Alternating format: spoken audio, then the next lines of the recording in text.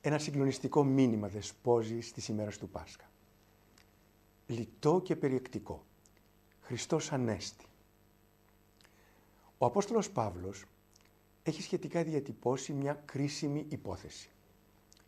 Ή Χριστός ουκ εγίγερτε, κενόν άρα το κήρυγμα ημών, και νίδε και η πίστης ημών.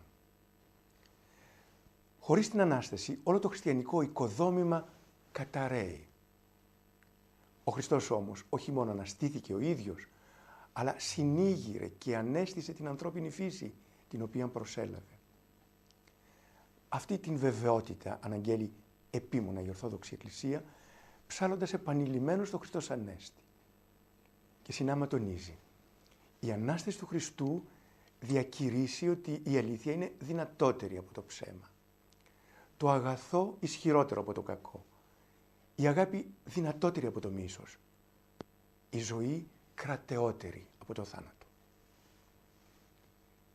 Οι αιώνες που πέρασαν μαρτυρούν ότι κάθε άλλο παρά κενή και ματαία υπήρξε η πίστη των χριστιανών.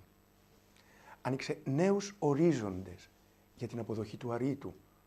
Προσέφερε σε εκατομμύρια ανθρώπων ακατάβλητη δύναμη δημιουργικότητας και τους ανέδειξε πρωταγωνιστές πρόοδου και πολιτισμού.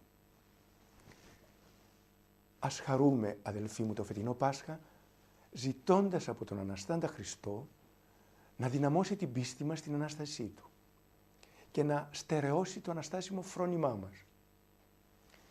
Ασφαλώς η καθημερινή πραγματικότητα που αντιμετωπίζουμε, οι αδικίες, οι στερήσεις, οι θλίψεις, δεν έπαυσαν να υπάρχουν. Παρά ταύτα, Χριστός Ανέστη. Ναι, πιστεύουμε στην Ανάσταση. Και η πίστη μας αυτή δεν είναι ούτε κενή ούτε ματαία. Είναι αστήρευτη πηγή δυναμικής και καρποφόρου ζωής. Χριστός Ανέστη. Χαρούμενο Πάσχα.